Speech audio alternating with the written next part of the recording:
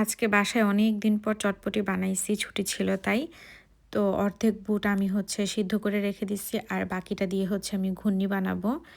তো এখানে সুন্দর করে চটপটিটা বানাইয়া তারপর আমরা খাইতে বসছি।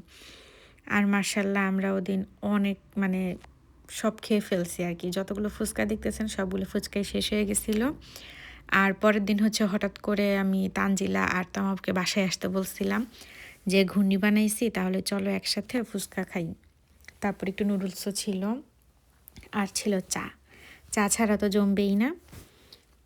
পরে আমরা একটু বাইরে গেলাম হাঁটাহাঁটি করার জন্য। রোদ উঠছিল কিন্তু ঠান্ডা ছিল প্রচুর। ঠান্ডাই কমে না এবার সুইডেনে।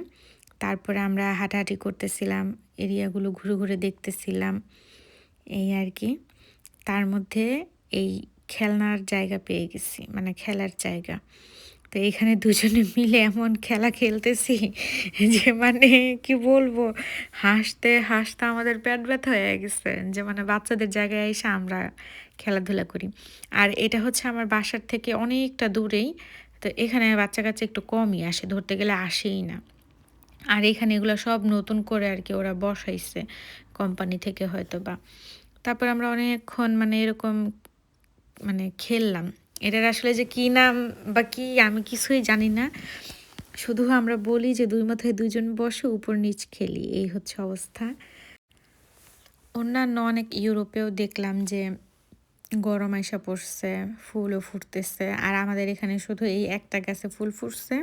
আর কিছু, কিছু জায়গায় ফুল ফুটছে। এখন আমাদের যে পুরো একটা পিলগ্রিমস পার্ক আছে, ওখানে সব গাছে ফুল আসে নাই। তো সব গাছে ফুল আসলে তখন আরো অনেক বেশি সুন্দর লাগবে। কিন্তু ওইদিন ঠান্ডা না থাকলে আমাদের ঘোরাটা আরো অনেক ভালো হইতো।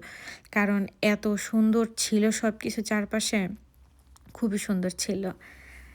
তারপর আর কি ঘোরাফেরা করে তানজিলা বাসায় চলে গেছে, ওর পরীক্ষা ছিল। তারপর তমাপু তার বাসায় চলে গেছে, আমিও বাসায় এসে পড়ছি, আমারও পরীক্ষা ছিল। তো আমাদের বাসায় এসে পড়াশোনা করতে হবে, তাই বেশিক্ষণ আর বাইরে থাকিনি। তাও কমও হাঁটি নাই, প্রায় ১.৫ থেকে ২ ঘন্টার মতো আর কি আমরা বাইরে ছিলাম।